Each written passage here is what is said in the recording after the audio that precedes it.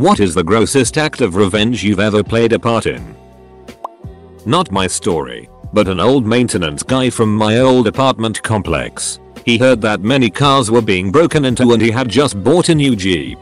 Within a week, the Jeep was broken into, so he replaced his windows, filed a police report and called it good. The next week, however, he walked outside and saw that his windows were broken out again.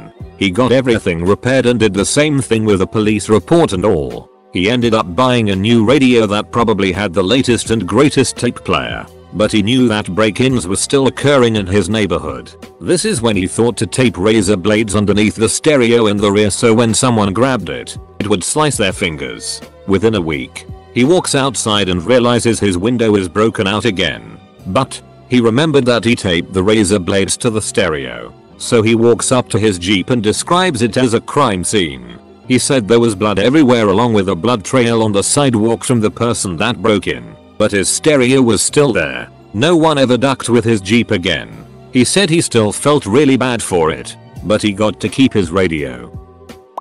There was this scumbag Steve that was friends with my neighbor, who was also a well-off mad at his parents' little thug. Well, this scumbag Steve fellow thought it was funny to throw a basketball at my dad's work van. My dad witnessed this through the window and ran out to check on the damage. The scumbags take off running and my father inspects the dents they left on the back door of his vehicle. He's fuming mad, but the kid's parents are out of town for the weekend. Cut to 10:30 that night, and these punks are wasted. It was just the two of them, drinking the one kid's dad's beer. Scumbag Steve has passed out in the backyard and the neighbor boy asked us to help carry him inside. My little brother and I walk over and drag Steve into their basement and the neighbor goes and passes out, too. That's when my brother devises and coordinates that most deprived human act I've ever witnessed. He eats in a plastic bag and proceeds to unload the contents of said plastic bag into the back of Scumbag Steve's sagging sweatpants. Scumbag Steve never spoke a word about it. He thinks he hit himself to this day. My neighbor is in jail for 6 counts of burglary now. I used to be a cocktail waitress, and for some reason guys would automatically think that because I worked at a bar, they could grab pinch fondle me. I reported it a few times, because many would slap pinch so hard there'd be bruises. Nothing changed. I was pretty much told to deal with it. Well, I thought that was a bullet, so I sewed tacks into some boy short underwear, pointy side facing out, completely covering my ass. Whenever someone slapped my behind, they got pricked by a ton of little needles. I ended up getting in trouble for it, which I thought was stupid, but I'm pretty sure that it was one of my best ideas to date. TLDR, I made assholes stab themselves. When I was in first grade I was taking a piss in a urinal at the private, mostly Jewish, school I went to. I was minding my own business when the school bully grabbed me by the shoulder and pushed me into the urinal. In the confusion I ended up turning around with my little member hanging out for the world to see. Being that I am uncircumcised in a mostly Jewish school, the bully and his posse started to point and laugh at my sheathed sword, so I bit the tip of his finger off. I was promptly expelled. Covered an entire floor in shaving cream, except for a series of carefully placed stepping stones that we covered in KY, then waited in the apartment below. It worked perfectly. Victim jumped to the first KY patch, fell over and slid through the shaving cream. I was a geeky, ostracized kid for most of my childhood, and one guy in particular liked to make my life miserable. During the 3rd grade he would pinch me, throw sand in my eyes, destroy my schoolwork and harass me verbally. I put up with it because I didn't believe in violence, and because showing a reaction would have been admitting defeat. Until one day, at lunch, I heard him bragging to his friends that he'd microwaved a hamster to death, just to hear it scream. He then began laughing hysterically as he described the pitiful sounds it made before it died. My patience with him ended. It was one thing for me to deal with his bullet, but I couldn't stand by while he tortured small animals. So I tapped his shoulder, waited until he turned around, and decked him hard enough to make something crunch in his face. He made a strangled sound and fell backward onto the bench. Instead of fighting back, he blinked and looked utterly baffled by the blood on his hands. I stood over him long enough to make eye contact. Pick on someone your own size, or I will hurt you badly. Then I walked away. I lived in fear of retribution from the teachers for weeks. But he never told on me. I think he must have been embarrassed that a nerdy kid turned his face to meat. From that point on, he stopped harassing me. I don't know if he stopped hurting animals. TLDR, I punched the lights out of a sadistic bully after I overheard him talking about microwaving small animals. Had a huge disagreement with my bank a few years ago. They were totally wrong. Refused to admit it or refund the costs that I incurred. So I went to the grocery store and bought a huge piece of fish. Then went to said bank and put the fish into my safety deposit box. Went into the bank a couple of times in the next week or two. You could smell something fishy, but it was not overpowering. However, about a week later I got a phone call from the bank asking me to come in. When I entered the bank it stunk to high heavens, and there, the manager, who had goofed me during the prior disagreement, was there having a few other people open their safety deposit boxes. My turn to open mine. The stench was awful. I open it up and sure enough there is a piece rotted fish in it. The manager screamed at me, "You put a piece of fish in your safety deposit box?" I said, "Hey pal, do you know the price of salmon these days?" Told him to get the duck out of my way and walked out. I felt a little bad that I inconvenienced other safety deposit box holders, but it was so worth it. Take that, CIBC. I downvoted some itch who downvoted me first. Yesterday I found a huge centipede climbing my leg as I was drying off from my shower, so I covered that itch in soap. I haven't been messed with by a centipede since then. Had a crazy. We later found out she was a meth head landlord in a college town who rented a house to me and 3 other college guys. Older house, not in great shape, but we didn't care. She would appear at 5 or 6 in the morning on Sat or Sun, let herself in, and scream at us for hungover 19 to 21 years olds for the state of the place. She would shut off the power if the rent was one day late, would forget to pay the water bill, which would get shut off about every other month, etc. When we moved out, we made sure that every access panel, switch plate, outlet plate, return air vent, and an attic access had raw chicken and or trout stuffed behind it. We also left open jars of peanut butter in the void beneath several cabinets to ensure a mouse problem. TLDR, crazy landlord harassed us, made illegal surprise inspections. We made sure her house ended up smelling like a seafood restaurant dumpster. My cousin's ex-husband worked at a factory where there was one Asholiasa. His name was Manuel. Asaho was notorious for getting into people's lunches and eating what he wanted out of them. These were big blue collar guys who often brought 2 or 3 sandwiches. So Manuel would eat a sandwich or 2 out of a couple of lunches every day as what he thought was a joke. One of his frequent victims didn't find it so funny. One day, the victim took a couple of slices of bread into the men's room with him and basically took a dump on one, slapped a piece of lettuce on it, put mustard and mayo on the other, slid the works into a baggie, put it into a brown sack, and stuck it in the fridge in the break room. Of course, Manuel got a hold of it, and while the guys who were in on the prank could barely keep a straight face as they all sat around the lunch table, he whipped out the sandwich and took a big bite. My cousin's ex said he never would have believed that a human being could actually turn the color green, but Manuel did. In fact, they had to call an ambulance and rush him to the hospital. So I guess Manuel got the last laugh, a paid sick week off, unless you take into account his new nickname that stayed with him long after the incident, Manuel Ed Sandwich. Frozen 6 pounds fish inside the door of an asshole's car during a Canadian winter. Results were not realized until spring. Hilarity ensued. Pooped in the tank of an asshole's toilet. Don't know if he ever found it. Liquid ivory dish soap in condoms left in the backseat of an asshole's car. Hilarity ensued. Someone always helped herself to others' beer. Always. Even after being informed multiple times that this behavior was frowned upon. Concocted a revenge beer out of urine, saliva, ashes, and the blood from a package of uncooked steak. Replaced cap. Left in fridge. Hilarity did not ensue. Vomiting however did. Removed marijuana from the bowl of a pipe. Filled bowl with pubic hair concealed by a thin layer of marijuana. Left house party. It was the beginning of the year. In early primary, elementary, school. and we were making A3 posters that were to decorate the school hall. As one may know, one of the worst crimes in this period of development is the eraser napper. The thief in question had my eraser more than I did. Cunningly I took my eraser and dipped the edge he had been using into some ink. Shortly after, a hand slithered across desk, my newly modified eraser was gone. Just as time wasn't used for permission, time wasn't used to inspect the tool of destruction. The subsequent screams stalled class. In one act all heads rotated to one spot, to the carnage of my making. Anyway, I'm running out of time here. The day finished in about 2 minutes time and we had to hand in our posters. Till the end of term the result of my actions were plastered on a wall. A smear of black ink over said masterpiece. As a warning to all, never steal my eraser. Packed caviar in her curtain rods and raw shrimp behind her switch plates. She never found them, but accused me of burying a dead animal under her house. She had to sell at a $50,000 loss and move. I can only imagine the stench. This was a former boss who owed me $800 and dared me around for 3 months with excuses. Never leave your house key under the mat, people.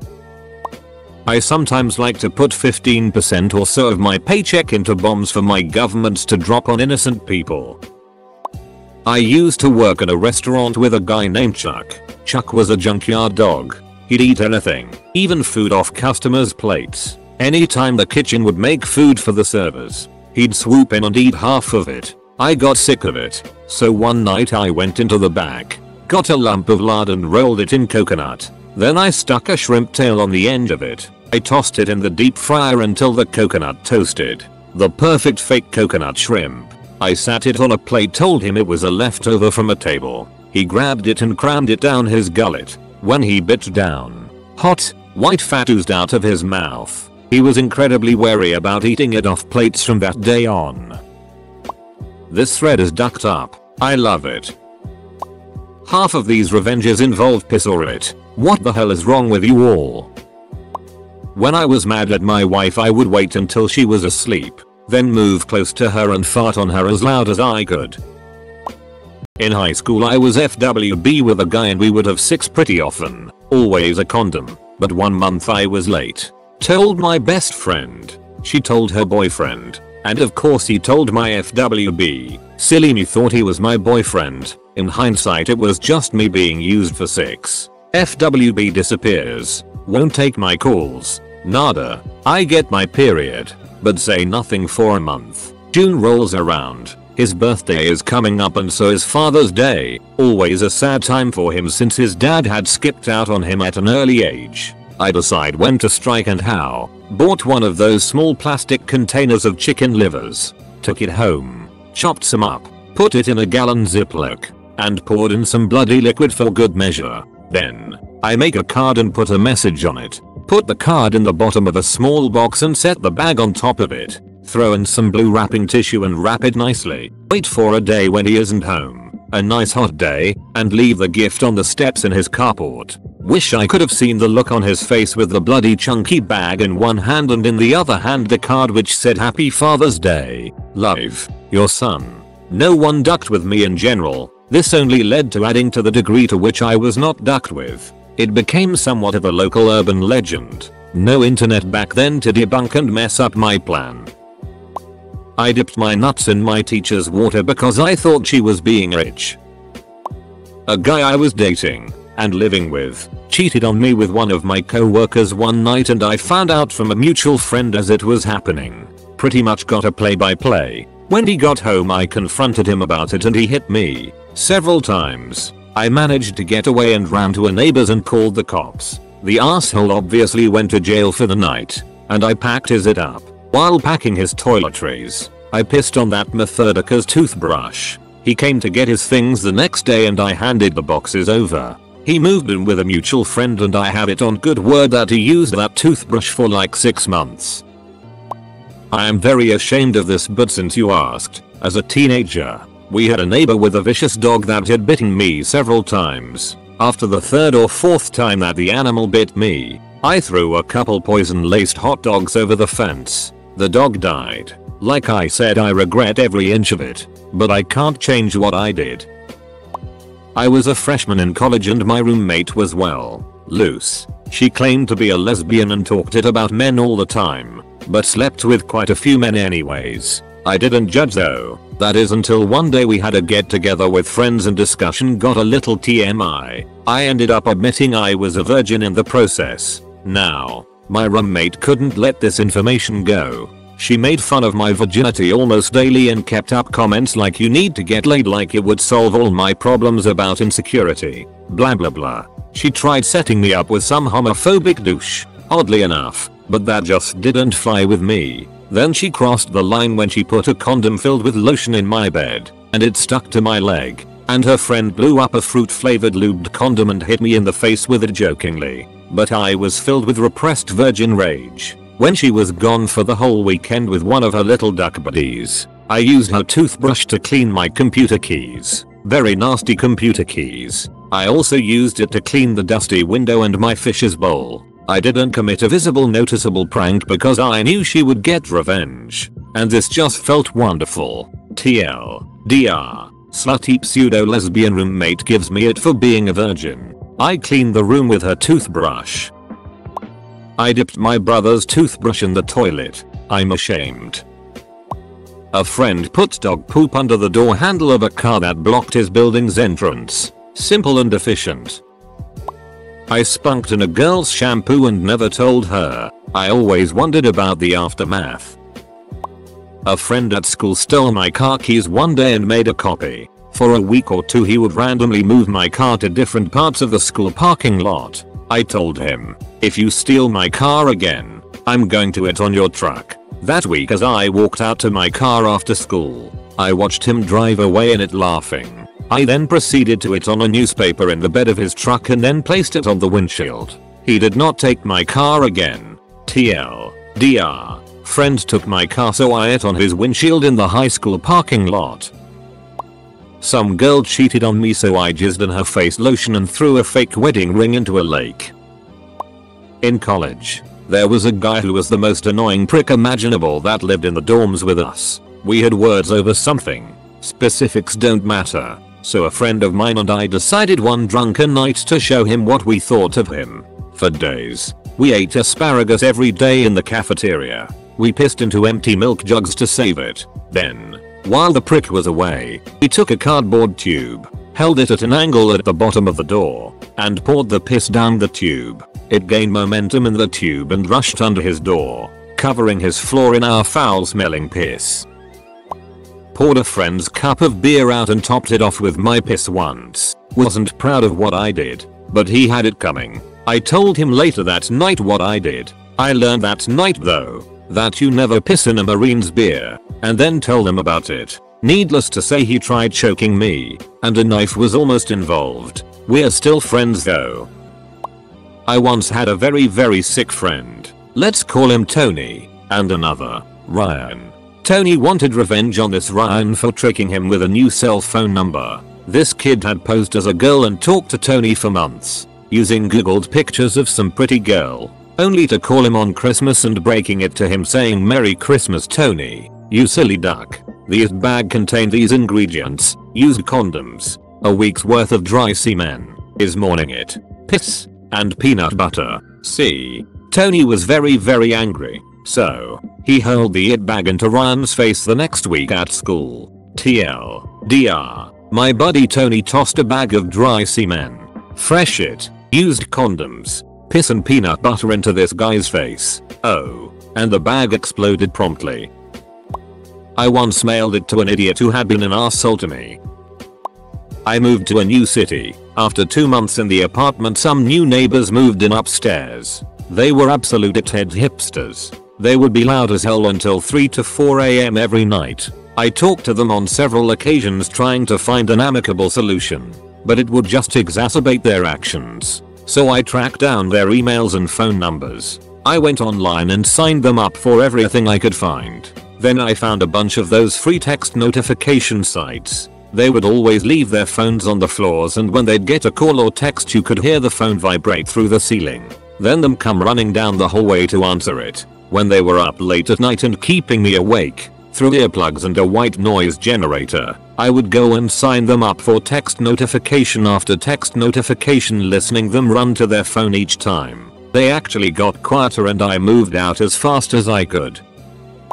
I don't know how gross this is, but when I was a kid I lived with my dad in a semi-rural area. We lived in a very hot arid part of Arizona and our next door neighbor was a gun-toting redneck. We had 2 cats at the time and one day one of them failed to come in the house when called. We looked all over for her and eventually found her body in between ours and our neighbor's house. She had a gunshot wound to the chest. We were certain our neighbor had done it, since he had complained about our cats crawling round his property, but we had no proof. This was in mid-July and it was about 110 degrees during the day. In that area most people use evaporative or swamp coolers. It's essentially a metal box with vents and absorbent pads that are soaked with water and a fan to suck the cool air into your house. Early the next morning, after the neighbor left for work, my dad snuck over and emptied an entire bottle of skunk scent he'd bought from a sporting goods store into the neighbor's swamp cooler. He arrived home at around 6 that evening and couldn't even get in his house.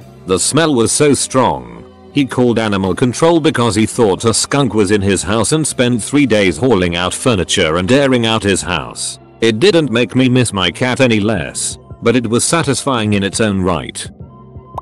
The best revenge I ever conjured up was after my roommates pissed on my car. They were upset that I couldn't remember where to score some trees at our apt complex. But give me a break. I was stoned when I was taken there. Anyway, once I found out, it took me a while to figure out how to get my revenge. But once I did, I knew it would be so much worse than what they did to me. One afternoon, I decided to clean out my roommate's bong collection. And coincidentally, I needed to take a leak more than. I took a piss right in our community bong. To make sure that I wouldn't get caught, I made sure to never partake from that bong during 420. So I stuck to joints. They didn't change out the water for at least a week, and every time someone took a hit, I smiled to myself, knowing that they were inhaling my piss vapors. TLDR, I pissed in my roommate's bong after all 3 of them pissed on my car. They didn't change the bong water for a week.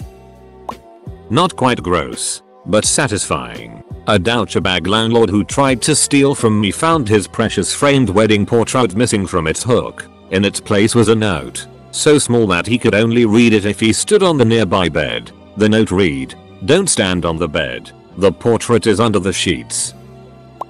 Back in college, one of my buddies was a ridiculous party animal. He never drank to get buzzed, he drank to black out. The problem was that every time he would get wasted he'd stumble over to one of his friend's pads and vomit, urinate, defecate anywhere his alcohol-addled self saw fit. He seemed to derive an immense amount of satisfaction from waking up the next day and asking us what he did and then howling out in delight. Hahaha, no way I did that. One night, after we finally convinced him to host a party at his place, a group of friends and I were pretty drunk and decided to get revenge. We started off filling a bunch of red cups with piss and then placed them all around our passed out friend like traffic cones around a manhole. Emboldened by our drunkenness, we decided we needed to do something with vomit. We all headed outside to our friend's car and proceeded to force ourselves to vomit all over his black Toyota Camry, from trunk to hood. The next morning we woke our friend up by yelling, "Jason, someone broke into your car." So he drunkenly flails his arms and legs and jumps up,